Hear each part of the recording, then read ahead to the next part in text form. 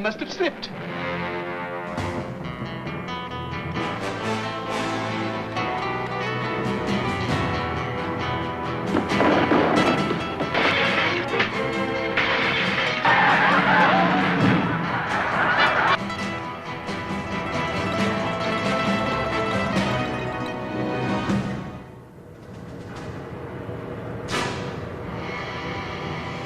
People think slip and falls are mostly a scam, a fraud, a phony insurance claim, and some are. But in fact, less than 10% of slip and falls are fakes. Over 90% are very real. They tend to be devastating accidents. Statistically, they favor elderly people, shattering their hips, taking seemingly forever to heal, stealing their independence as they can't walk or get around. Somewhere between 40 and 50% of the elderly fall every year. 60% of nursing home residents fall every year. 90% of all fractures in people 70 years or older are relative to a fall. Predominance of those are hip fractures. Falling is a huge fear among the elderly due to the concerns for a life-altering injury that would limit their ability to care for themselves. Because of this, they alter their daily lifestyles and stop going out into society or stay home and depend on others more than they need to. $60 billion a year. That's what we spend, paying hospital bills, cleaning up the litigation mess, repairing broken bones. Ironically, for a very predictable issue that shouldn't even exist anymore. Because if you think about it, why are floors slippery? Well, let's see. They're flat, smooth, and shiny.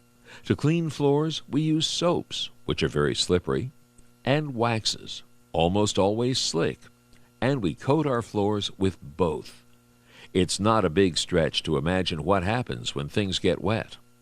What we have is a huge percentage of our walking floors transforming into unwanted ice skating rinks when they get wet.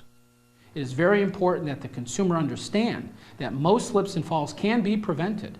One of the things all the experts agreed is that not all floor tile is the same. Certain products today offer a greater slip resistance benefit than others. The consumer today has thousands of choices when selecting floor covering materials, and oftentimes don't understand that some offer greater safety benefits than others. This is also true of floor cleaners. Not all floor cleaning products are the same. Some products contain heavy fragrances and leave slippery films, oftentimes compounding the number of slips and falls that take place. We assume floors and cleaning products are tested. They're not. If tile gets wet, it can be treacherous. And this is a bad place for floors without standards.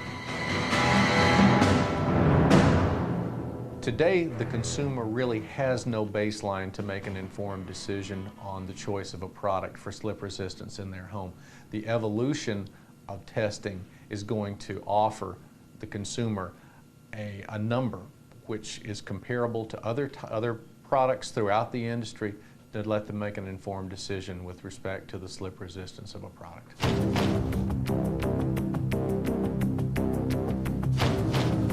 They're just waiting for the unwary. Ironically, we create most of the slip and falls. We have done our job in the plant to assure that that product is a safe product. The installer has to install it properly, and the end user, whether it be a housewife or whether it be a restaurant owner, must maintain that floor to make sure that it remains a safe floor, which primarily revolves around whether it's slippery, whether it's maintained with cleaning compounds that perhaps add to the slipperiness of the floor, or whether it's just not maintained at all. What's important is that the consumer understand that they now have an opportunity to select the right type of floor, combine that with the right cleaning procedure, and in the end, reduce the number of accidents. What's left of his life is ruined now.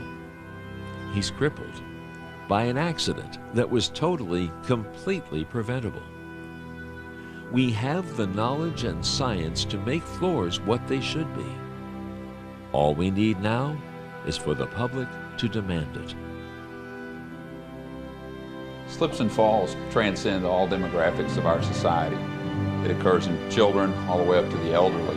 According to the Center for Disease Control statistics, falls are the leading cause of injury-related visits to the emergency rooms in the United States.